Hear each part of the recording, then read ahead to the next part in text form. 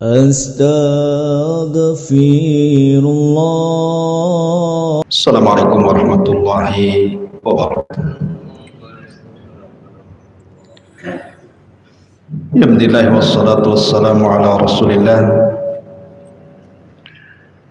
wa ala alihi wa sahbihi wa mawalah wa la hawla wa la quwwata illa billahi wa ba'du. Alhamdulillah, di malam hari ini kembali kita bisa duduk untuk bertolabul ilmi setelah 2 pekan saya tidak bisa mengisi karena memang kurang sehat. Dan malam ini kita kembali bisa duduk di Masjid Al-Fajri dan kita meneruskan kajian kita masih membahas Qasas Al-Anbiya, kisah-kisah para nabi, dan kita masih menjelaskan kisah Nabi Isa alaihi salatu wassalam. Pada minggu-minggu yang lalu kita sudah menjelaskan tentang kisah keluarga Imran dan juga lahirnya Maryam bintu Imran yang merupakan ibunda Isa bin Maryam. Maka malam ini kita akan fokus bercerita tentang kisah Isa ibnu Maryam mulai dari lahirnya, kemudian beberapa mukjizat yang Allah anugerahkan kepadanya, dan dakwah beliau kepada Bani Israel sampai diangkatnya beliau ke langit. Tentu ini pembahasan panjang, mudah-mudahan cukup waktunya. Kalau tidak cukup ya kita disambung ke minggu depan. Malam ini kita akan mengkaji satu surat di dalam Al-Quran yang sangat detail menceritakan tentang kisah Isa bin Maryam. Surat itu disebut dengan surah Maryam. Satu-satunya wanita yang dicantumkan namanya di dalam Al-Quran. Quran sering menceritakan tentang istri Nabi Nuh, tapi tidak disebut namanya. Istri Nabi Lut tidak juga disebut namanya. Istri Nabi Ibrahim tidak disebut juga namanya. Bahkan istri-istri Nabi juga disebutkan dalam Al-Quran juga tidak disebut namanya, tetapi Maryam disebut namanya. Satu-satunya wanita yang disebut namanya dalam Al-Quran adalah Maryam. Sampai 9 kali disebut di dalam Al-Quran dan namanya dijadikan nama satu surat dalam Al-Quran, surah Maryam. Ma'asyiral muslimin yang dimuliakan Allah Subhanahu wa taala, ketika para sahabat Nabi sallallahu alaihi wasallam hijrah pertama kali dari Mekah menuju Habasyah, belum lagi ke kota Madinah,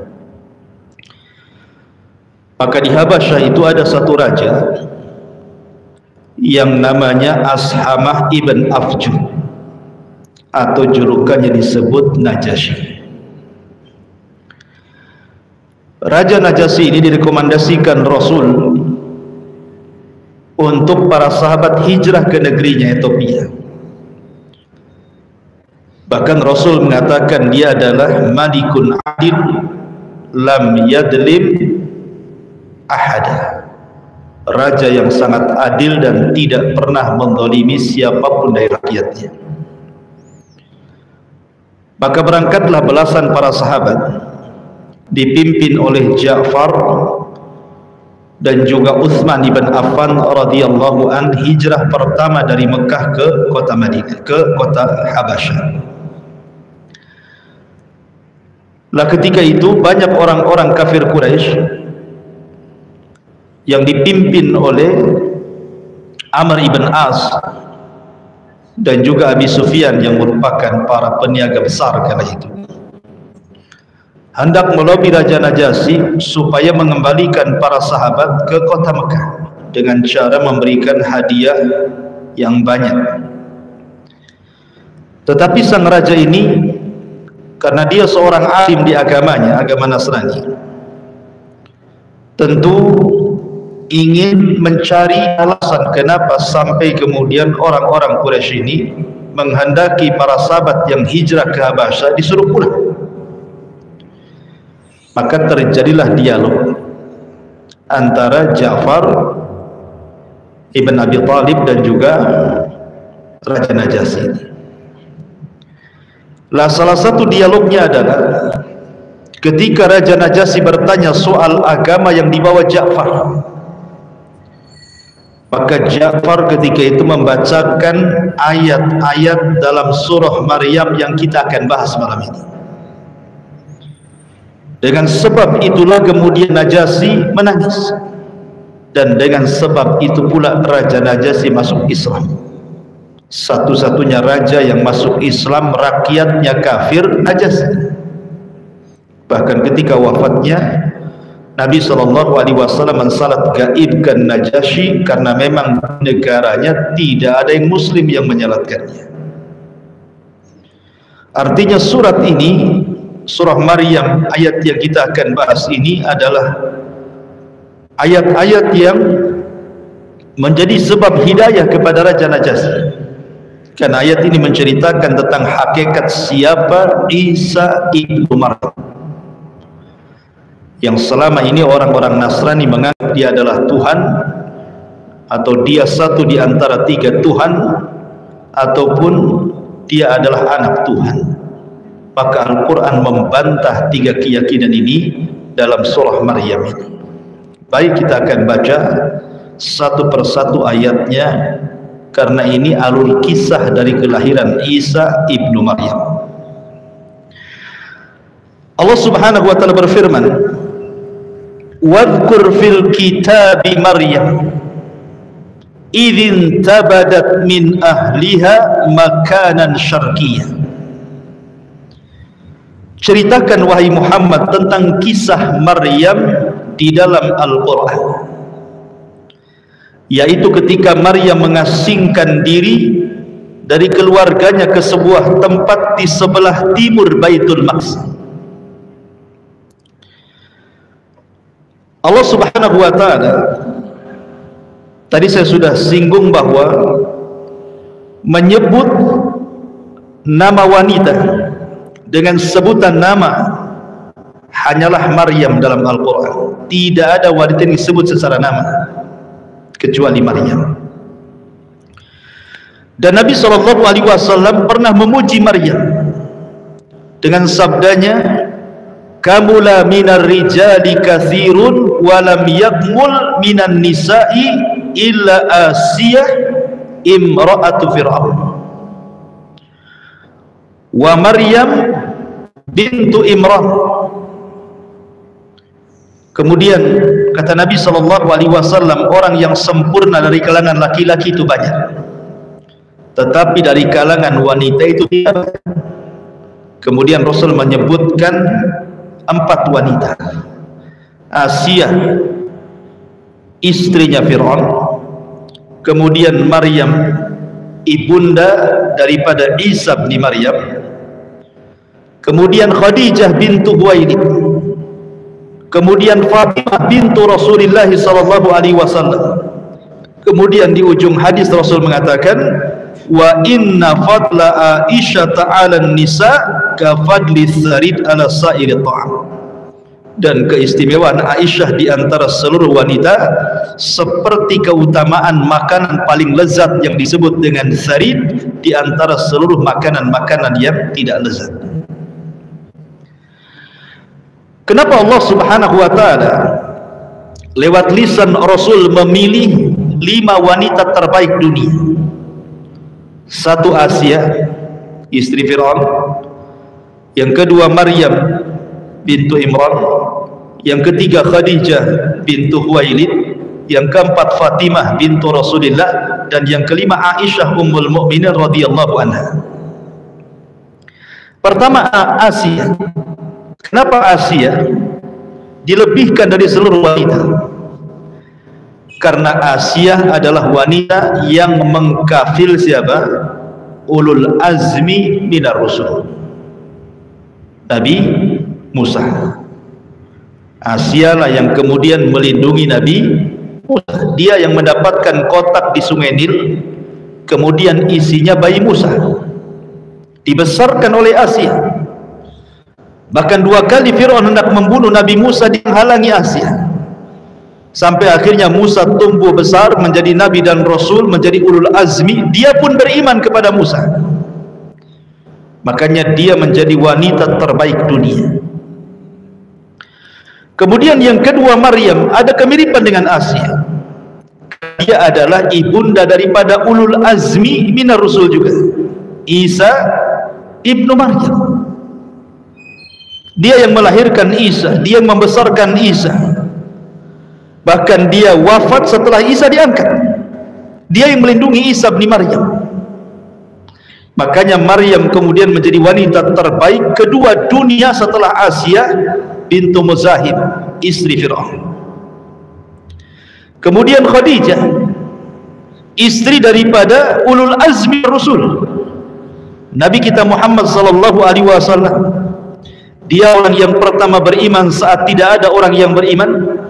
Dia yang pertama kali membenarkan di saat tidak ada orang yang membenarkan. Dia yang pertama kali menafkahkan seluruh hartanya di saat manusia bakhil. Dan dari perutnya lahirlah keturunan Nabi. Maka dia menjadi wanita ketiga terbaik dunia. Kemudian yang keempat Fatimah. Kan di antara putra putri Nabi SAW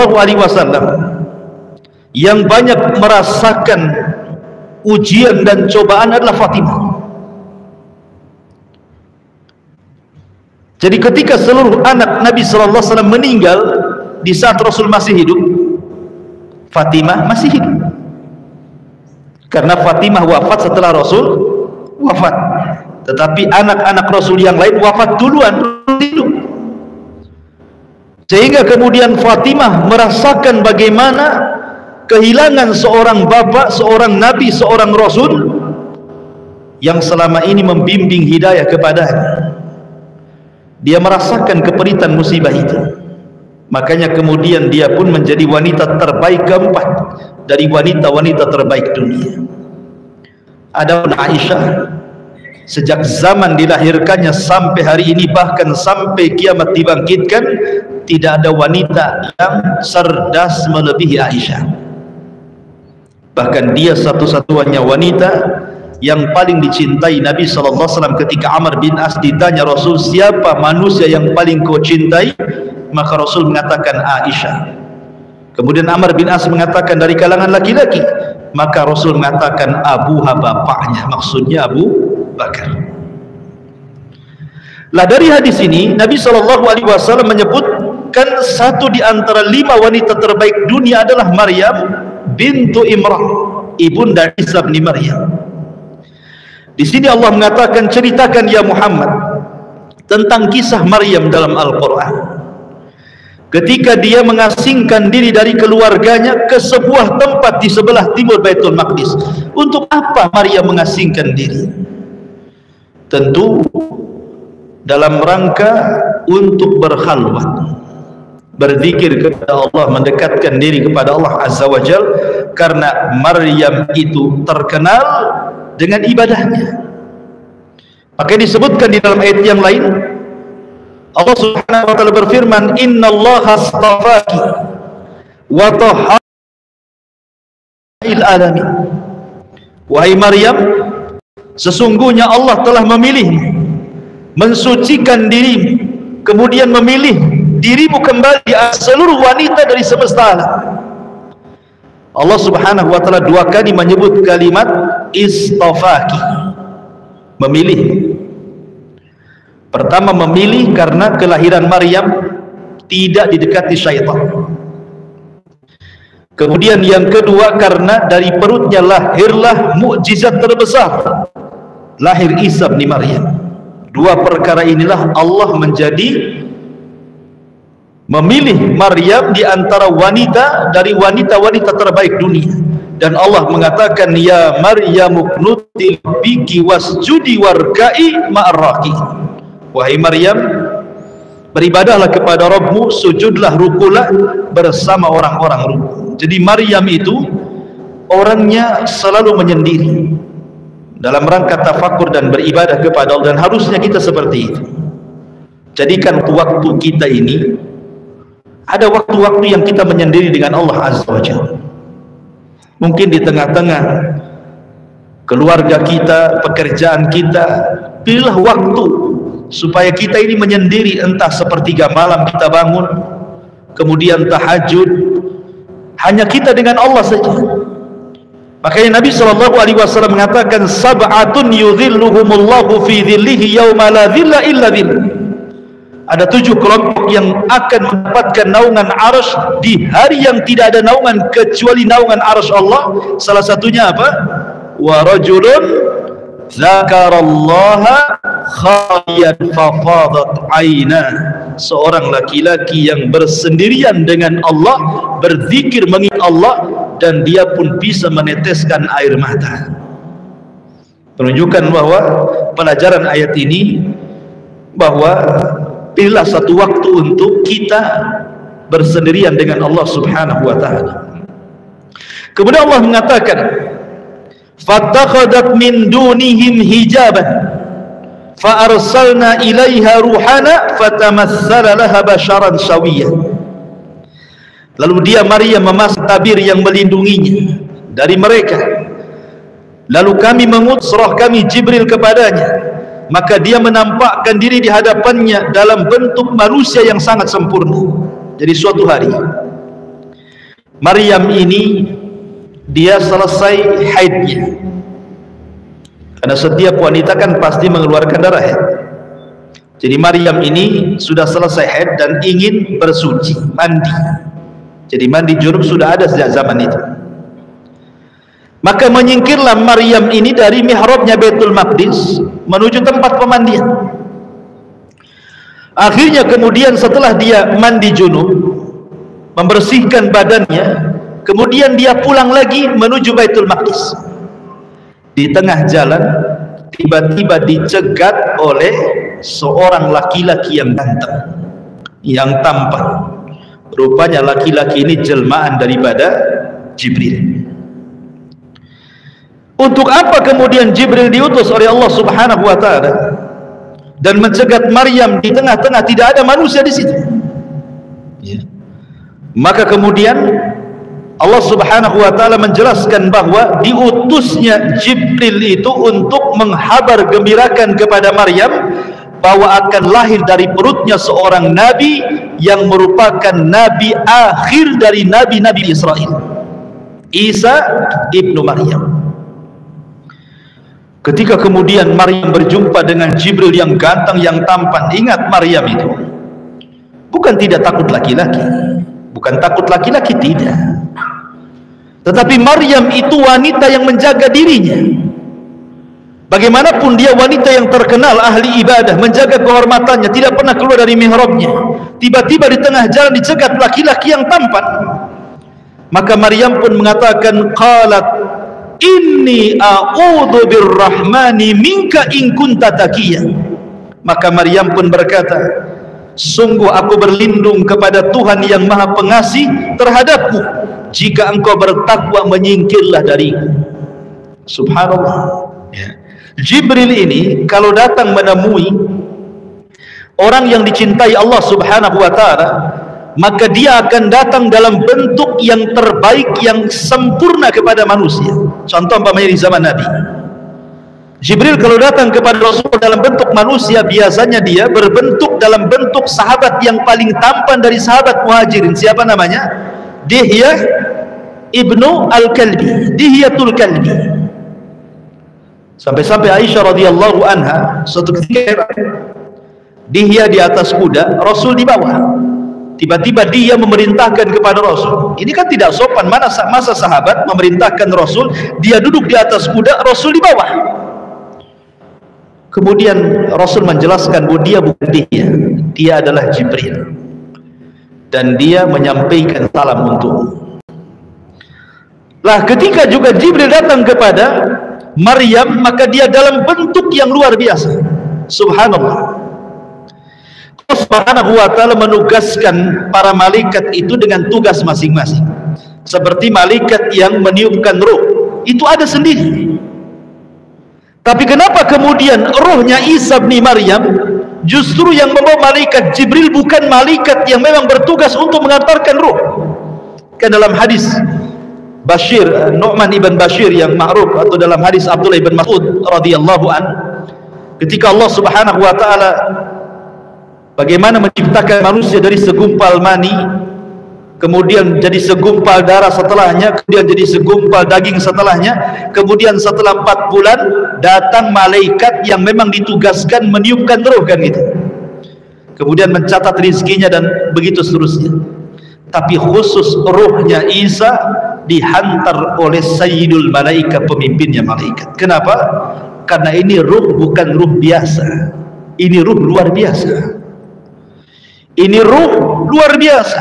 Makanya yang mengantarkannya pun bukan malaikat biasa, tapi pemimpin para malaikat, Jibril alaihi salatu wassalam.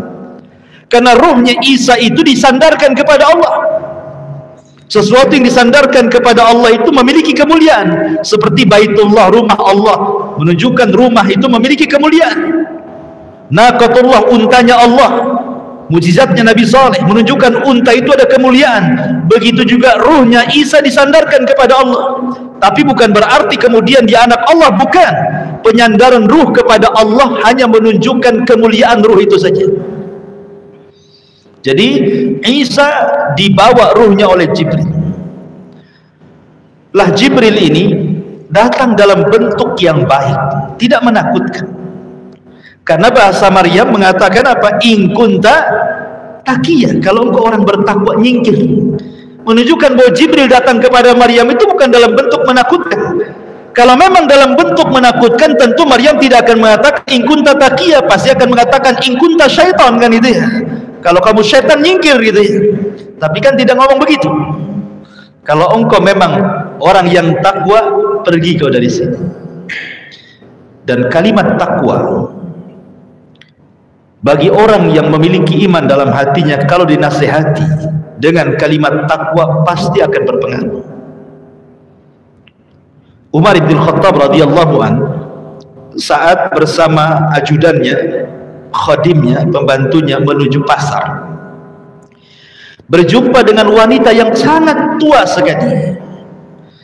Tiba-tiba wanita ini mengejek Umar dan tidak menyebut Amirul Mukminin, padahal dia khalifah. Apa kata wanita tua ini? Ya Umair, katanya, bukan Umar, apalagi khalifah. Ya Umair. Umar itu isim tasghir, mengecilkan. Hei Umar kecil, gitu maksudnya. Ya Umar, katanya, dulu engkau Umar suka berjalan-jalan di pasar ukat, kemudian engkau menjadi Umar besar, kemudian menjadi khalifah. Ittaqillah, bertakwalah kau kepada Allah, katanya. Ini pembantunya Umar ini marahlah. Kok ada berani-beraninya orang merendahkan khalifah? Tetapi Umar mengatakan dauha, biarkan dia bicara. Kemudian Umar pun menangis. Kemudian kata Umar bin Khattab, tahukah kamu siapa dia? Kata pembantunya, saya tidak tahu. Dialah Haulah bintu Hakim, satu-satunya wanita yang aduannya didengar oleh Allah. Turun satu surat kepadanya. Surah apa? Surah Mujadilah. Surah Mujadilah itu khusus turun kepada Haulah bintu Hakim. Makanya kemudian Umar menangis. Hanya dikatakan ittaqillah, bertakwa kepada Allah. Jadi kalimat takwa itu sebenarnya bukan kalimat biasa, kalimat luar biasa. Makanya dalam hadis Nabi SAW ketika Rasulullah SAW menceritakan umat terdahulu yang masuk ke dalam gua kemudian tidak bisa keluar karena pintunya tertutup. Ingat kisah ini? 3 orang, tiba-tiba hujan di luar, dia mencari tempat untuk bernaung, masuk ke dalam gua. Ketika masuk ke dalam gua, pintu guanya roboh, tidak bisa keluar. Akhirnya pun mereka berusaha mendorong pintu gua, apalah daya, pintu gua itu batu besar-besar, tidak bisa didorong. Kemudian salah seorang di antara mereka, tidak ada yang bisa menyelamatkan kita kecuali hanya tawasul dengan amal-amal soleh kita. Maka salah satunya adalah seseorang mengatakan, ya Allah, dahulu aku suka dengan seorang wanita. Wanita ini adalah putri daripada paman. Dia sangat cantik sekali. Aku sangat mencintainya. Aku meminangnya, dia pun menolak diriku. Dan aku berusaha mendekatinya, dia menjauhiku. Sampai suatu ketika wanita ini terlilit hutang. Kemudian datang kepadaku minta dilunasi. Maka aku pun siap melunasi hutangnya dengan cara wanita itu siap berzina denganku.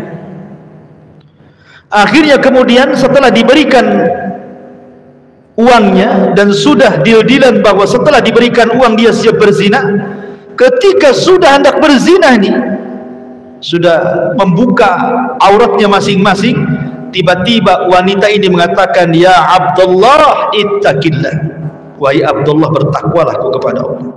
Akhirnya kemudian laki-laki ini gemetar ketika mendengar kalimat takwa. Akhirnya dia pun menyuruh wanita ini untuk pergi dan mengambil uangnya. Kemudian dia mengatakan, ya Allah, kalau ini sebuah ibadah dan berpahala, tolong bukakan gua itu. Akhirnya gua itu terbuka kan? Artinya bahwa kalimat takwa ini bukan kalimat biasa, tapi karena kerasnya hati kita setiap khutbah Jumat, itu merupakan rukun khutbah. Padahal khatib itu selalu mengatakan bertakwalah kepada Allah, bertakwalah kepada Allah. Itu rukun Jumat tuh. Biasa-biasa saja kita ini mendengar kalimat takwa itu, tidak ada getar-getarannya. Ya boleh jadi mungkin hati kita sudah keras, kalimat itu sudah dianggap biasa, masuk telinga kanan keluar telinga kiri, tidak bersarang di otak kita. Makanya di sini kemudian Maryam menasihati orang ini yang merupakan jelmaan Jibril dengan mengatakan, in kunta taqiya, kalau engkau bertakwa pergi kau dari sini. Ya, jadi kalau menasihati yang paling enteng itu takwa. Jadi kalau ada orang yang datang kepada antum, nasihati saya, jangan antum bilang saya tidak bisa nasihati antum. Ya, cukup dengan kalimat takwa, itu sudah kalimat yang luar biasa. Ya sudah, sini saya nasihati, bertakwalah kau kepada Allah. Sudah, itu cukup tuh. Kalau dia paham dengan kalimat itu sudah cukup itu. Baik. Kemudian tiba-tiba kemudian orang ini mengatakan, qala innama ana rasul rabbik li ahaba laki gulaman zakiyya. Maka Jibril ini yang menjelma manusia berkata, sesungguhnya aku hanyalah utusan Tuhanmu, maksudnya Allah, untuk menyampaikan anugerah kepadamu seorang laki-laki yang suci. Maksudnya dalam ayat yang lain dalam surah Al-Imran ayat 45, Allah mengatakan, idh qalatil malaikatu ya Maryamu innallaha yubashshiruki bi kalimatin min khusmuhul masihu Isa ibn Maryam wajihan fid dunya wal akhirah wa minal muqarrabin. Dan ingatlah ketika para malaikat berkata, wahai Maryam, Allah telah menghabar gembirakan kepadamu dengan kalimat darinya, maksudnya kun fayakun. Seorang anak yang namanya Al-Masih Isa bin Maryam, dia memiliki kedudukan di dunia dan di akhirat, dan dia menjadi hamba Allah yang paling dekat dengan Allah pada hari kiamat. Artinya di sini Jibril baru mengutarakan maksudnya bahwa saya ini Jibril, saya diutus oleh Allah untuk menyampaikan ruh putramu Isa bin Maryam kepada wahai Maryam. Akhirnya kemudian sebelum Jibril pergi, dititipkan ruh di mana? Di sakunya. Di saku ini namanya saku, ditaruh di saku. Kemudian setelah ditaruh di saku, ruhnya kemudian mengarah ke bawah, kemudian masuk dari kemaluan Maryam. Ya. Maka kemudian sejak itulah Maryam mengandung Isa bin Maryam. Ma'asyiral muslimin yang dimuliakan Allah Azza wa Jalla, Maryam ini kaget. Kagetnya kenapa? Bagaimana mungkin Allah Subhanahu wa taala menakdirkan diriku untuk hamil, mengandung seorang anak, sementara aku tidak pernah berhubungan dengan laki-laki, baik secara halal atau secara haram. Kan anak itu lahir karena pernikahan yang halal, menikah resmi halal, kemudian punya anak, atau dengan cara haram berzina, kan begitu. Lah akulah tidak pernah bersentuhan dengan laki-laki, baik secara halal ataupun secara haram. Makanya dia mengatakan, qalat anna yakunu li gulamun wa lam yamsasni bashar wa lam aku baghiyya. Maryam berkata, bagaimana mungkin aku memiliki anak laki-laki padahal tidak pernah ada laki-laki yang menyentuhku baik secara halal, dan aku bukan seorang pezina. Ini nggak mungkin lah, kan gitu. Jadi berpikir Maryam mustahil, ya, saya punya anak yang tidak punya bapak, gitu maksudnya, ya, baik secara halal ataupun secara haram. Tetapi malaikat Jibril mengatakan, qala kadzalika qala rabbuki huwa alayya hayyin walinaj'alahu ayatan linnas wa rahmatan minna wa kana amran maqdiyah. Demikianlah Tuhanmu berfirman, hal itu mudah bagiku. Mudah bagi Allah Subhanahu wa taala. Allah bisa menciptakan manusia tanpa ayah dan bapak. Siapa? Adam. Allah bisa menciptakan manusia tanpa ibu. Siapa? Hawa.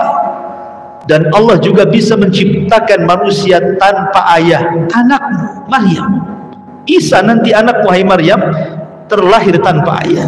Itu mudah bagiku, kata Allah.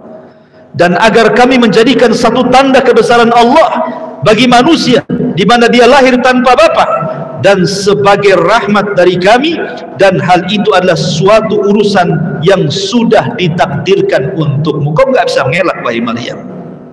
Ya. Maka kemudian setelah itu Jibril pergi, dan Maryam pun kepikiran. Bagaimana kepikirannya, ikhwan?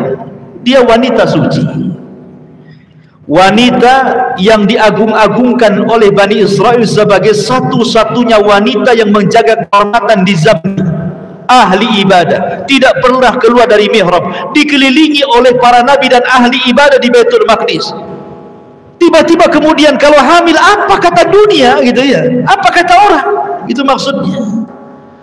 Ma'asyiral muslimin yang dimuliakan Allah Azza wa Jalla, sebagian para ulama berselisih pendapat bagaimana cara kehamilan Maryam itu. Ada yang mengatakan bahwa Maryam itu 3 hari hamil kemudian lahir. Cepat sekali, 3 hari dimasukkan ruh, tahu-tahu besar melahirkan Isa. Ada juga yang mengatakan bahwa hanya 1 hari saja. Tetapi pendapat yang kuat, dan ini yang dikuatkan oleh ulama ahli tahqiq, diantaranya pendapat Ibnu Katsir, Ibnul Qayyim, dan juga jumhur ulama mu'arrikhin, mengatakan bahwa Maryam itu mengandung sama dengan wanita-wanita yang lain yang mengandung. Artinya 9 bulan. Sebab prosesnya dari rahim. Setiap yang prosesnya dari rahim, maka akan mengikuti proses penciptaan manusia. Segumpal mani dulu, baru segumpal darah dulu, baru segumpal daging, baru jadilah manusia. Kalau prosesnya lewat rahim harus seperti itu, berdasarkan hadis tentang pengumpulan penciptaan manusia, gitu ya. Maka Maryam itu ketika hamil sama dengan wanita-wanita yang lain, selama 9 bulan baru melahirkan. Lah ketika kemudian kehamilan Maryam ini semakin membesar, Maryam ini, ada orang-orang dekat ahli ibadah yang tinggal di Baitul Maqdis curiga dengan Maryam. Namanya Yusuf An-Najjar. Yusuf An-Najjar yang disebutkan dalam surah Yasin. Jadi Yusuf An-Najjar ini mulai curiga dengan besarnya perut Maryam ini. Tetapi bagaimanapun dia orang yang mencintai Maryam, ya, bukan orang yang memusuhi Maryam, tidak. Sehingga bertanya seperti itu karena sayang, ya, kasihan gitu, takutnya ada apa-apa dengan Maryam. Jadi Yusuf An-Najjar ini berkata kepada Maryam, ya Maryam, hal yakunu syajar min ghairi habbin wa hal yakunu zaru min ghairi badrin. Maryam, saya mau tanya baik-baik, mungkinkah ada pohon tiba-tiba tumbuh tanpa biji, tanpa bibit? Atau ada saja pohon mangga gitu kan harus ada peloknya dulu, bahasa kitanya ya, bijinya ya, atau biji jambu baru tumbuh jambu gitu ya. Mungkin nggak ada pohon tanpa biji, atau mungkin nggak ada padi tanpa biji-bijian ya. Seolah-olah dia ingin nyindir gitu ya, kok kamu hamil gitu ya, mungkin nggak hamil tanpa bapak gitu maksudnya ya. Cuman pakai bahasanya bahasa kiasan gitu ya. Mungkin nggak ada pohon tumbuh nggak ada bijinya, atau tumbuh gitu saja gitu bahasanya.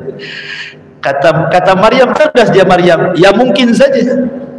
Lalu siapa yang menciptakan pohon pertama kali?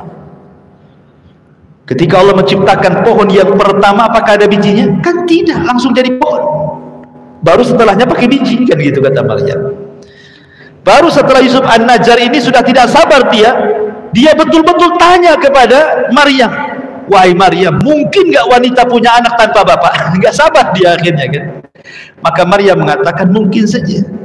Buktinya Adam lahir tanpa bapak, bahkan tanpa ibu lagi. Kalau memang Allah takdirkan seperti itu, ya tidak mustahil bagi Allah. Tapi bagaimanapun kan orang-orang di sekitarnya kan takut dituduh mereka yang berhubungan dengan Maryam kan. Seperti Yusuf Najjar atau yang lainnya, yang laki-laki yang ada di Baitul Maqdis kan ketakutan juga akhirnya kan. Takut mereka dituduh mereka yang menghamili Maryam kan. Akhirnya kemudian orang-orang yang dekat dengan Maryam ini meminta agar Maryam ini jangan ada di situ. Kalau bisa ya menyingkirlah. Ya. Ada yang mengatakan setelah kejadian itu akhirnya kemudian Maryam pun menyingkir ke Baitul Lahmir. Setelah kehamilannya sudah besar, sudah hampir melahirkan, maka dia pun pergi dari mihrabnya Baitul Maqdis karena takut kemudian dicurigai siapa yang menghamilinya kan gitu ya. Maka dia pun pergi ke Bethlehem atau Baitul Lahmir. Maka Allah mengatakan fahamalathu fantabadat bihi makanan qasiyya. Dan dia mengandung lalu dia mengasingkan diri dengan kandungannya ke tempat yang jauh. Dan ketika itu Maryam usianya 15 tahun. Masih gadis 15 tahun sudah mengandung gitu ya. Ma'asyiral muslimin yang dimuliakan Allah Subhanahu wa taala.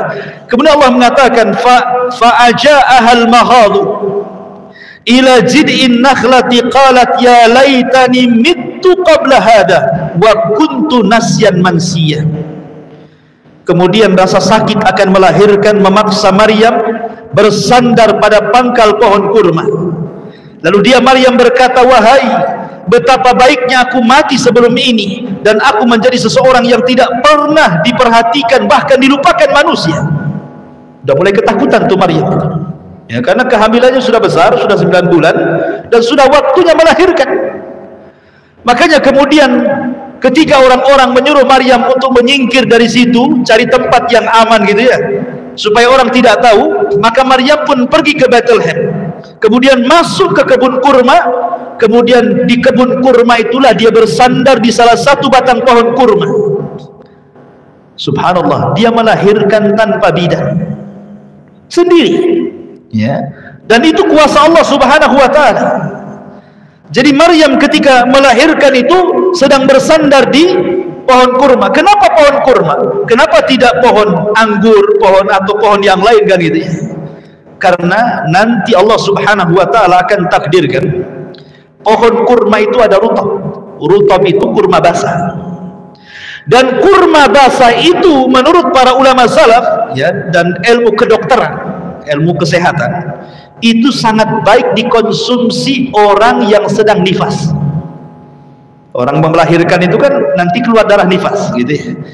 Jadi rutab itu, kurma basah itu kalau dikonsumsi orang wanita-wanita yang sedang nifas itu sangat baik untuk kesehatan mereka ya. Karena bagaimanapun kan ini kalau di rumah sakit enak saja kan, orang melahirkan kekurangan darah tinggal dimasukkan darah kan gitu ya. Namanya orang melahirkan kan banyak keluar darah, banyak wanita yang tidak tertolong karena kehabisan darah kan gitu ya. Makanya kemudian kata ulama kesehatan, ya, maka rutub itu bisa menjaga orang yang sedang nifas supaya tidak kehabisan darah, menjaga kesehatannya gitu ya. Jadi ketika kemudian betul-betul Maryam melahirkan Isa itu, maka apa kata Maryam? Ya laitani mittu qabla hadza wa kuntu nasyan mansiya. Duhai kiranya aku mati sebelum ini dan aku menjadi orang yang tidak diperhatikan dan dilupakan manusia. Karena Maryam sudah terfikir apa yang harus dikatakan kepada manusia. Ini bayinya siapa? Pasti orang-orang akan mengatakan saya wanita pezina, kan begitu. Ya, dan ini Maryam ini luar biasa gitu ya, sudah lemah di atas kelemahan ketika melahirkan. Yang kedua, kepikiran pula ini anak siapa. Makanya ikhwatu fiddin, kita di masyarakat sajalah ya, di masyarakat umum ya, kita keluar dari topik Maryam. Ada suami istri melahirkan anak. Yang kedua, ada orang yang berzina kemudian melahirkan anak. Itu beda rasanya kan. Kalau suami istri dia melahirkan anak, senang dia dengan anaknya. Boleh jadi dia akan diumumkan di grup-grup. Ya kan, telah lahir anak saya, anak keempat, kelima, keenam, nanti hari ketujuhnya undangan akikah. Wah, pokoknya dirayakan kan. Pernah antum ada orang berzina kemudian punya anak tiba-tiba diumumkan di grup? Telah lahir anak zina saya, enggak ada. Rata-rata kan disembunyikan kan gitu ya. Luar biasa gitu ya. Karena apa? Takut. Bahkan sebagian orang yang malu akan kelahirannya sampai dibunuh kan gitu ya. Naudzubillah, sampai dibuang, dikeresekin, ditaruh di tong sampah. Dan itu banyak kejadian di kota Batam ini ya. Artinya bahwa ini di luar topik Maryam ya. Apalagi Maryam ini wanita suci, dia tidak pernah berzina, dia tidak pernah menikah. Orang-orang memuji dia, tiba-tiba punya anak, ya jelaslah kepikiran ikhwan. Makanya dia mengatakan lebih baik aku mati daripada aku hidup gitu ya, dan lebih baik aku dilupakan, tidak dibicarakan tentang diriku, kata Maryam. Tetapi subhanallah, Allah ingin memberikan ketenangan kepada Maryam. Allah katakan fanadaha min tahtiha alla tahzani qad ja'ala rabbuki tahtaki sariyah. Fanadaha dalam qiraah man tahtaha, ada bacaannya man tahtaha, tapi dalam qiraah min tahtiha. Bisa dibaca man tahtaha, bisa dibaca min tahtiha. Maka Jibril, ada yang mengatakan, lalu ada yang menyeru kepadanya dari tempat rendah, maksudnya di bawah kakinya saat melahirkan. Janganlah engkau bersedih hati, sesungguhnya Tuhanmu telah menjadikan anak sungai di bawah. Ada yang mengatakan bahwa seruan ini datang dari Isa, dan ini pendapat yang kuat. Tapi di terjemahan Quran yang ma'ruf, di situ diterjemahkan Jibril yang bicara, bukan. Pendapat yang kuat bukan Jibril yang bicara, tapi Isa. Jadi Isa ketika keluar, ya dalilnya karena ada qiraah man tahtaha, orang yang di bawahnya. Siapa orang yang di bawahnya? Ya Isa. Saat Maryam melahirkan, ya Isa lah yang di bawahnya kan gitu ya. Jadi Isa ngomong sama ibunya. Apa ngomongnya? Allah tahzani, jangan sedih wahai ibu. Qad ja'ala rabbuki tahtaki sariyah. Allah telah menjadikan anak sungai di bawah. Akhirnya kemudian maksudnya apa anak sungai? Supaya bisa minum. Kan namanya orang melahirkan kan lemah, nggak bisa apa-apa kan. Jadi minuman sudah ada, makanan tinggal dimakan kan itu ya. Jadi dia pun bisa menjaga kesehatannya. Dan Allah mengatakan wa huzi ilaiki bijid'in nakhlah tusakit alaiki rutaban janiyya. Dan goyangkanlah pangkal pokok kurma itu ke arahmu wahai Maryam, niscaya pohon itu akan menggugurkan buah kurma yang masak untuk kau makan. Kenapa mesti digoyang? Kan Allah sanggup menyediakan langsung di depannya, langsung kun payakun sudah ada makanan di depannya kan. Kenapa mesti digoyang supaya jatuh? Di sini diajarkan bahwa tawakal itu tidak cukup kecuali dengan mengambil sebab. Ya, di sini diajarkan antum bertawakal tidak cukup kecuali harus mengambil sebab. Antum naruh motor nih waktu ngaji, ya, kemudian antum tawakal kepada Allah, kuncinya masih nempel di situ. Antum masuk ngaji di sini, ya Allah jaga motor saya ya. Kemudian antum masuk ngaji di sini, tahu-tahu keluar sudah nggak ada. Nah, Itu bukan tawakal. Tawakal itu kunci motornya, kunci setang. Nah, itu secara sebab sudah kita ambil, baru kita berdoa, ya Allah aku titip motor saya. Jadi dua, pertama titipkan kepada Allah, yang kedua ambil sebab, baru antum masuk. Karena ada di zaman Rasulullah, ada sahabat yang ingin ngaji bersama Rasulullah, naik unta, untanya tidak ditali, langsung masuk masjid, habis ngaji hilang untanya. Kan sama dengan tadi contohnya kan, kunci motornya nyentel di situ, antum ngaji hilang lah motornya kan itu. Jadi kata Rasulullah, i'qilna ibilaka, ikat dulu unta, baru kau tawakal kepada Allah. Gitu maksudnya. Jadi tawakal kepada Allah itu tidak cukup kecuali dengan mengambil sebab. Antum anak muda masuk ke masjid, ya Allah anugerahkan saya anak yang soleh, yang anak soleh. Antum tidak kawin, gimana antum mau punya anak? Ya berdoa ya Allah, kawin juga. Itu betul-betul kan? Artinya tawakal kepada Allah, yang kedua ngambil sebab, gitu maksudnya ya. Jadi Maryam ini mengajarkan untuk akhdhu bil asbab, suruh digoyang tuh.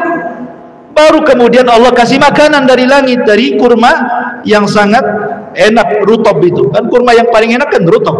Ya rutob itu kurma yang masih basah, itu yang kuning-kuning tuh. Kalau sudah kering itu bukan rutob, namanya tamer. Ya tamer. Nah itu yang sampai gantung yang udah diinjak unta tuh.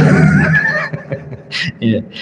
Kemudian Allah mengatakan, fakuli washrobi wa qarri ainan fa imma tarayinna minal bashari ahadan faquli anni nadartu lirrahmani sauman falam ukallimal yawma insiya. Makanlah wahai Maryam, minumlah wahai Maryam, bersenang hatilah wahai Maryam, jika engkau melihat seseorang, maka katakanlah sesungguhnya aku telah bernadar berpuasa untuk Tuhan yang Maha Pengasih, maka aku tidak akan berbicara dengan siapapun pada hari ini. Jadi Allah mengatakan, ya Maryam, kau tidak perlu bingung dengan bayimu, itu maksudnya. Engkau tidak perlu bingung, kau tinggal puasa. Karena puasa zaman dulu bukan hanya menahan lapar dari makanan minuman. Orang dulu kalau puasa itu tidak boleh ngomong. Orang dulu, maksudnya syariat nabi-nabi dulu, kalau puasa itu bukan hanya mencegah makan minum saja, sampai tidak boleh bicara. Tapi kan dalam syariat Islam kan nggak seperti itu. Ya boleh bicara ketika puasa kan, tapi jangan banyak bicara, nanti haus kan itu. Bicara boleh, tapi jangan banyak bicara kan itu ya. Nah, tetapi kan tidak dimasalahkan bicara dalam Islam kan. Tapi kalau umat dulu kan puasa sampai tidak boleh bicara, diem saja kan itu kan. Jadi ya ada juga di antara kita yang puasa sampai tidak bicara, itu puasa tidur. Dari pagi sampai sore baru bangun. Betul-betul puasa dia kan. Baik, jadi Allah SWT mengatakan, ya Maryam, kau tidak perlu khawatir, bersenang hatilah. Nanti loh kalau ada orang yang ngomong, hei Maryam itu bayi siapa? Kau diam saja. Cukup kau isyaratkan kepada bayimu, nanti dia yang jawab, gitu maksudnya. Dan Maryam tentu sudah tahu kenapa, karena ketika tadi dia melahirkan Isa kan ngomong tadi kan, jangan sedih wahai ibuku kan itu. Maryam sudah tahu Isa bicara tuh. Makanya Allah mengarahkan kepada Maryam, kau jangan bersedih hati. Nanti kalau ada orang ngomong tentang kamu, siapa bayimu, bilang saja ini yang jawab, kau diam saja, isyaratkan saja kepada bayimu, nanti dia akan jawab gitu. Kan enak kayak gitu kan. Jadi kan lepas tanggung jawab kan gitu ya. Nanti yang tanggung jawab bayinya gitu. Akhirnya kemudian Allah mengatakan, fa'atat bihi qaumah tahmiluhu qalu ya Maryam laqad ji'ti syai'an fariyya. Kemudian Maryam membawa bayi itu kepada kaumnya dengan menggendongnya. Kaumnya berkata, wahai Maryam, sungguh engkau telah membawa sesuatu yang sangat-sangat mungkar. Kok ini orangnya baik-baik, kok kamu bisa punya anak, dari mana, anak siapa ini kan itu ya. Bahkan mengatakan, ya ukhta Harun, makana abuki imra'ata sawin wa makanat ummuki bagiyah. Hei saudara perempuan Harun, ayahmu bukan seorang yang buruk perangai, ibumu juga bukan seorang pezina, kenapa kau punya anak, siapa bapaknya? Jadi kaumnya ini mulai mencela Maryam ya. Ada yang mengatakan ukhta Harun, maksudnya Harun di sini saudara Maryam punya saudara laki-laki namanya Harun. Ada yang mengatakan Harun di sini maksudnya saudaranya Nabi Musa, karena keluarga Imran itu keluarga turunan Nabi Harun. Ya, makanya disebutkan wahai ukhta Harun gitu. Tapi pendapat yang kuat Harun ini saudaranya Maryam. Ya. Jadi wahai ukhta Harun, Harun ini orang soleh. Kau punya saudara soleh, bapakmu orang baik, ibumu orang baik, kok kamu pula jadi seperti ini, gitu maksudnya kan. Jadi orang-orang ini mulai mencela. Kemudian Maryam dengan mengatakan, ya ukhta Harun, maka na abuki imra'a sawin wa makanat ummuki bagiyah. Wahai saudara perempuan Harun, ayahmu bukan seorang yang buruk perangai, ibumu juga bukan seorang pezina. Ikhwatul fiddin yang dimuliakan Allah Azza wa Jalla, tentu kita katakan Maryam memang bukan pezina, karena dalam hal ini kelompok Yahudi sampai hari ini menganggap Maryam itu pezina dan Isa itu anak zina. Makanya orang Yahudi tidak pernah mengakui kerasulan Isa sampai hari ini. Orang Yahudi tidak mengakui. Makanya di ajaran Yahudi, di tempat ibadah mereka tidak ada Injil, yang ada Taurat saja. Beda dengan di gereja. Kalau gereja masih ada Taurat dan Injil, mereka masih mengakui. Tapi orang Yahudi tidak. Mereka tidak ada Injil di sinagog-sinagog mereka. Mereka hanya Taurat saja, karena mereka tidak yakin dengan Isa, apalagi dengan Injilnya. Ya. Tetapi kita umat Islam ini tetap kita katakan Isa bukan anak zina, ibunya bukan pezina, tapi dia juga bukan Tuhan, dia juga bukan anak Tuhan, apalagi satu di antara tiga Tuhan. Saya contohkan satu kisah. Dahulu ada ulama namanya Imam Baqillani, Imam Al-Baqillani. Imam Baqillani ini seorang ulama ahli debat di zamannya. Ahli debat, dia dikenal. Ya. Jarang yang bisa mengalahkan Imam Baqillani dalam berdebat ini. Jadi suatu ketika ada Raja Nasrani ingin berdebat dengan Imam Baqillani. Raja Nasrani ini ingin berdebat dengan Imam Baqillani. Dan Raja Nasrani ini memastikan kalau Imam Baqillani datang ke istananya akan dibuat sujud di hadapannya. Akhirnya kemudian istananya ditutup rapat-rapat, kemudian gerbangnya ditutup, kemudian hanya dilubangi di bawah, hanya untuk masuk satu orang dari kepalanya. Jadi nanti Imam Baqillani, kalau ini pintu ini dilubangi kecil di bawah situ, kemudian nanti Imam Baqillani akan masuk kepalanya dulu, nanti rajanya akan berdiri depan pintu. Otomatis ketika Imam Baqillani masuk kepalanya, kemudian badannya kan akhirnya dia kondisinya kondisi sujud kan gitu ya. Tapi Imam Baqillani cerdas. Ketika dia masuk gerbang, dia tidak mau kepalanya dulu masuk, dia mau kakinya dulu masuk. Sebab kalau kepalanya dulu kan pasti sujud tuh. Akhirnya dia masuk dari kakinya dulu. Otomatis kalau kakinya dulu kan nunggingi jadinya kan, bukan sujud. Jadi raja ditunggingi dia kan gitu ya, karena dulu kakinya kan. Jadi ketika dia masuk baru berdiri, baru kemudian menghadap raja, geleng-geleng kepala. Kok cerdas sekali orang ini, mau buat aku sujud malah nunggingi aku katanya. Akhirnya Imam Baqillani dihadapkan di hadapan raja. Di situ ada para pendeta. Kata Imam Baqillani kepada para pendeta di hadapan raja, wahai para pendeta, gimana kabarmu? Gimana kabar keluargamu? Di mana kabar anakmu? Raja marah. Yang namanya pendeta tidak boleh kawin. Kan gitu. Kan nggak boleh pendeta kan nggak boleh kawin kan itu. Tanya pula macam mana kabar keluargamu, macam mana kabar anakmu katanya kan. Jadi akhirnya kemudian raja marah.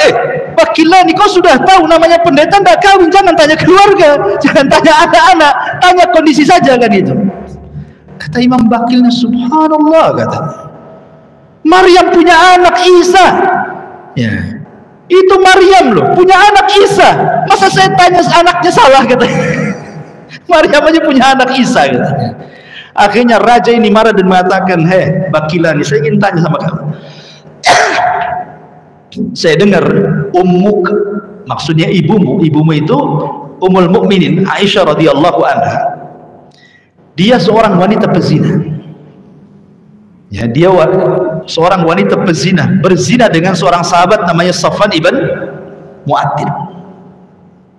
Betul enggak bahwa tuduhan kepada ibumu itu seorang pezina itu betul enggak? Bahwa dia berzina dengan seorang sahabat namanya Sufyan ibn Mu'attil. Kata Imam Baqillani, wahai raja, saya buat analogi. Ada dua wanita, yang satu punya anak, tapi dia tidak punya suami. Yang satu tidak punya anak tapi punya suami.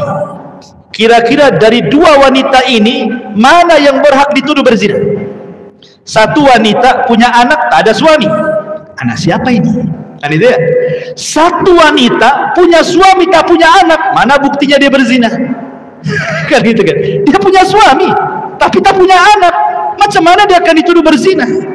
Jadi Imam Baqillani mengatakan, seolah-olah Imam Baqillani mengatakan dua wanita ini, satu Maryam punya anak tak punya suami, satu Aisyah tak punya anak ada suami Nabi.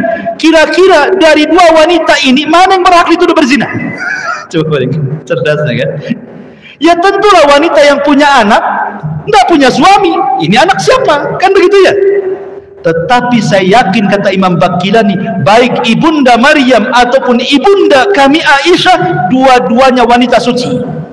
Maryam tidak berzina, Aisyah juga tidak berzina. Nah, cerdasnya ini Baqillani. Nah, nggak bisa bicara lah akhirnya Raja Nasrani.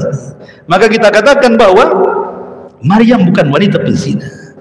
Makanya ketika orang-orang Bani Israel, khususnya orang Yahudi, mengatakan, Maryam itu anak siapa itu? Ibumu bukan pezina, ayahmu orang baik-baik, saudaramu Harun orang baik-baik, kok kamu pula jadi seperti ini? Maka Allah mengatakan, fa asyarat ilaihi qalu kaifa nukallimu man kana fil mahdi sabiyya. Maka Maryam hanya mengisyaratkan kepada anaknya, seolah-olah tanya dia katanya. Jangan tanya saya, tapi pakai isyarat saja. Orang-orang mengatakan, ya Maryam, macam mana kami akan bicara dengan anak bayi? Yang benar aja katanya kan. Kok kami disuruh bicara dengan anak bayi? Ya. Macam mana saya akan bicara dengan anak bayi katanya? Kata Maryam, ngomong saja katanya, tapi tidak ngomong dengan ucapannya, hanya mengisyaratkan saja, tanya saja gitu ya.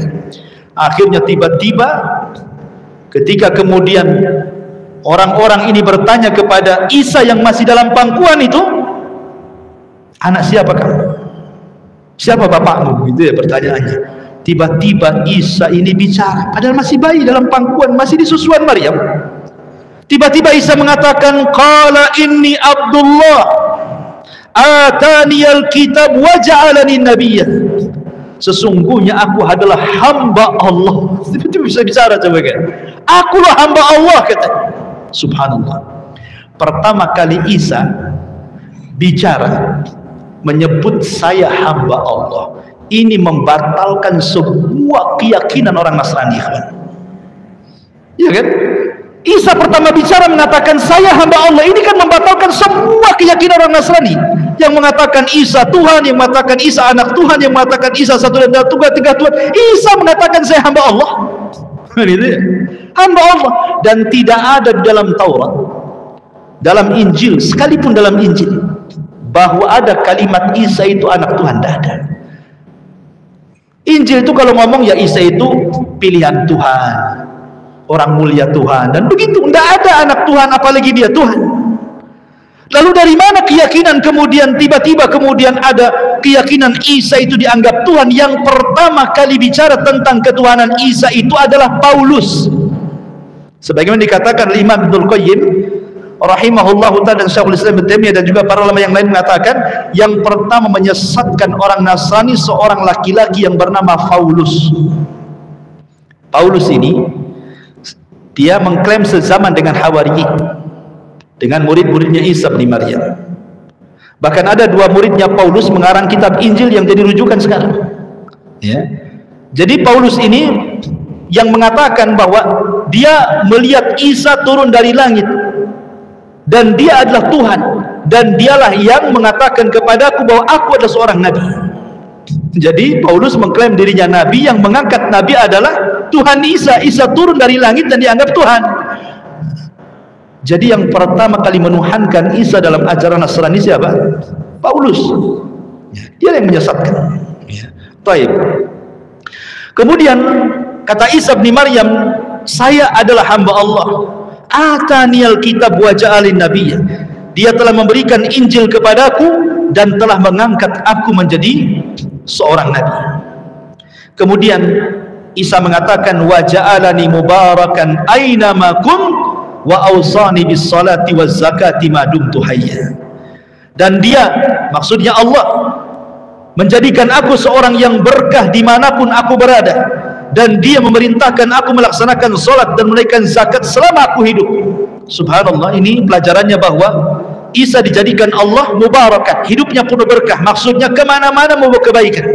Dan hendaklah seorang muslim seperti itu, dimanapun kita berada hendaklah membawa kebaikan, nasihati orang, al-amru bil ma'ruf wan nahyu 'anil munkar, ajak manusia kepada kebaikan. Harusnya kehidupan kita seperti itu. Kalau bisa kemana saja bawa kebaikan, bawa berkah.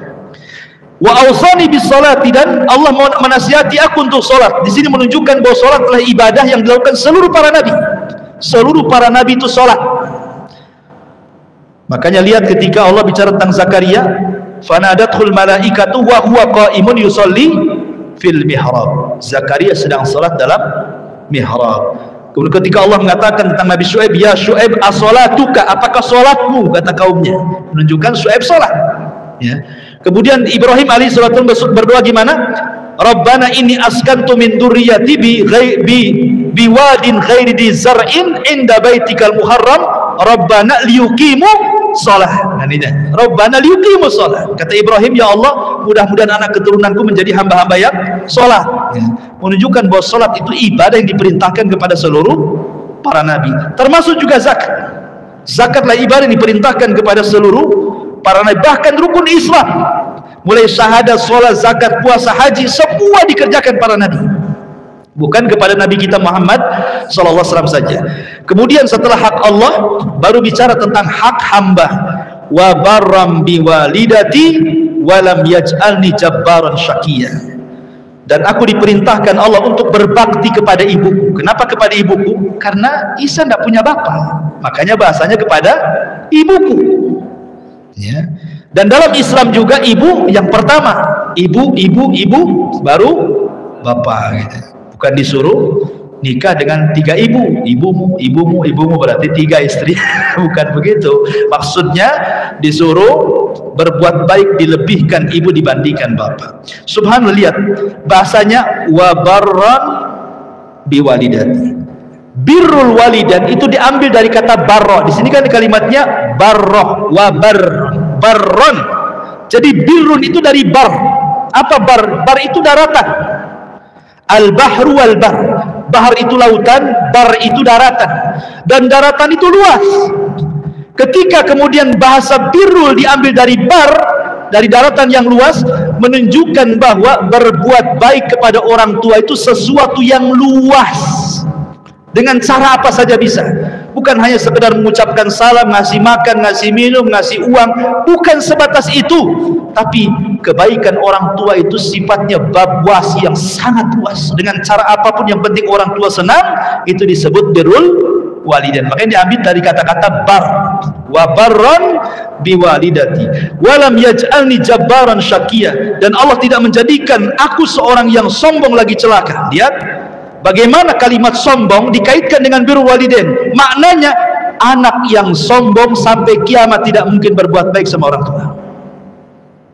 Kalau orang punya kesombongan dalam hatinya, maka dia tidak akan bisa berbuat baik kepada orang tua.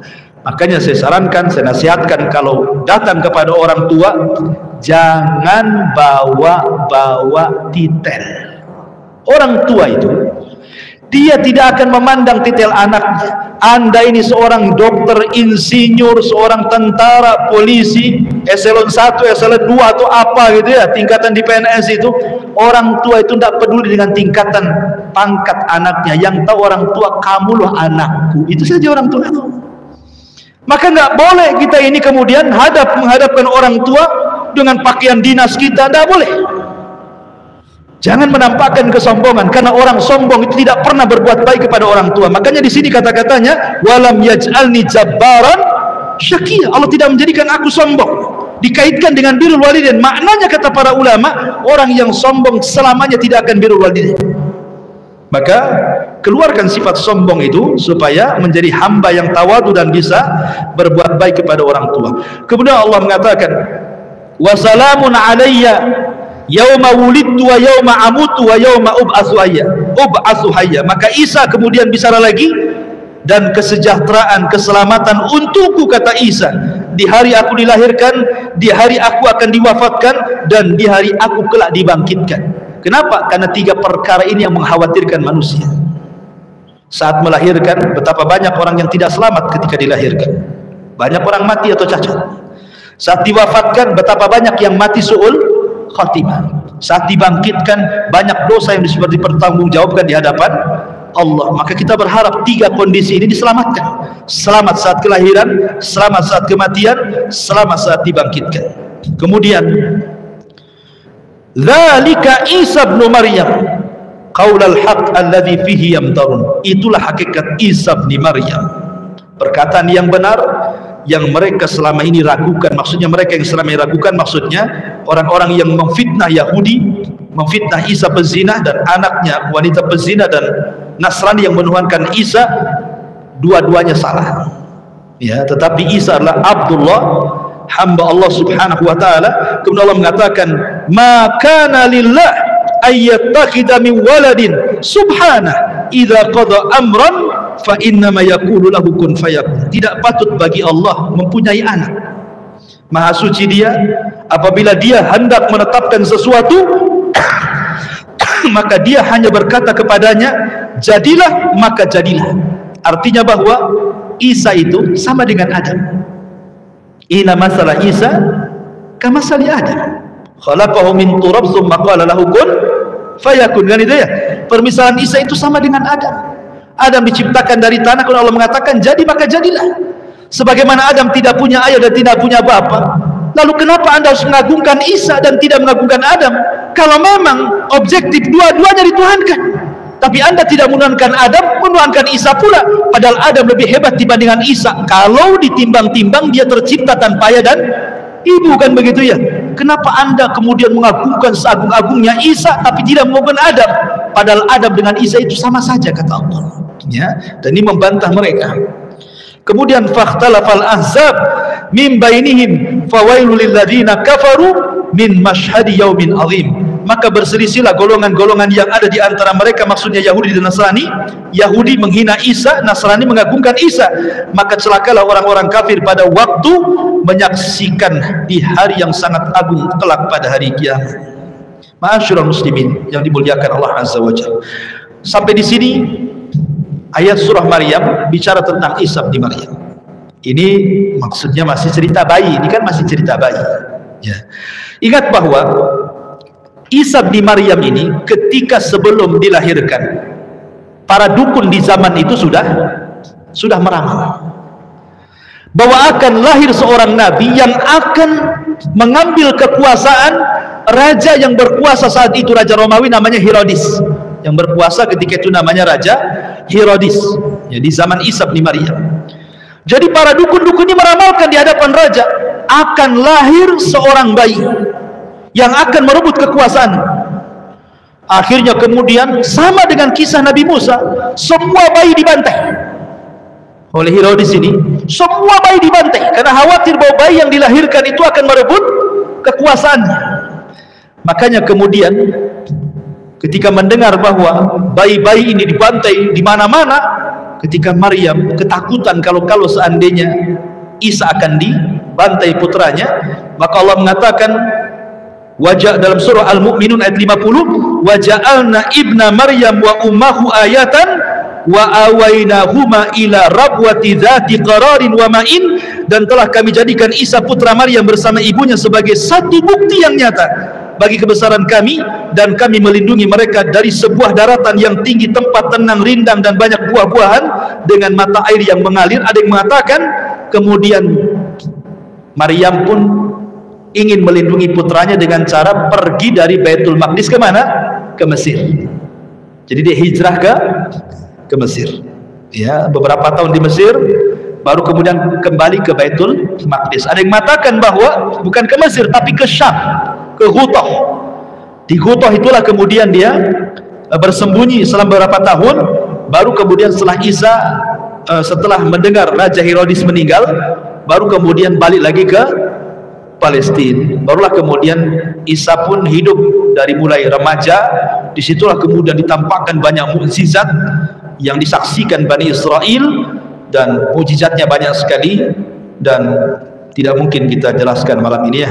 Jadi malam ini khusus pembahasan Isa mulai dari lahir sampai dia bayi saja ya. Berarti masih panjang, masih cerita mukjizatnya, kemudian cerita dakwahnya di depan Bani Israel sampai kepada diangkatnya Nabi Isa ke langit.